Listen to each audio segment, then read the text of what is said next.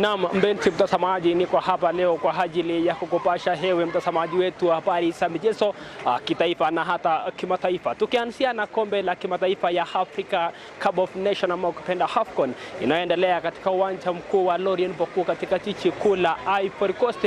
Miongoni mwa taarifa kuhusiana na masuala ya AFCON ni kwamba juzi kulikuwa na mapumziko ya mechi hiyo, lakini leo unaona niko katika barabara kuu ya kuelekea uwanja huo wa Laurent Gbagbo hili tukuhamia katika mechi ambazo zinaendelea katika nusu finali, wakati ambapo tunatarajia kupata finali ya mwisho ili weza kupata ni nani ambaye aliweza kufaulu katika mashindano hayo ya kusakata kombe la kimataifa ya Afrika ama ukipenda AFCON. Tumalizie karibuni Uingereza ambapo jana kuliweza kupigwa mechi kali sana, mechi iliyokamilisha Manchester United waliocheza dhidi ya Wolverhampton Wanderers. Kumbuka kwamba Manchester United walikuwa ugenini na wakafunza Wolverhampton Wanderers jinsi ya kusakata soka kwa kuirindima mabao 4-3. Mabao ya Manchester United yaliweza kufungwa na wachezaji Marcus Rashford, Scott McTominay, Rasmus Hojlund, bila kumsahau Kobbie Mainoo, mchezaji mwenye umri mdogo sana,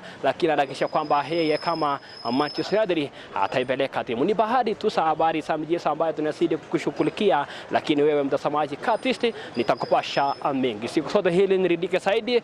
Salia na amani, Mwenyezi Mungu. Niite Brian Kimutai kwako studio.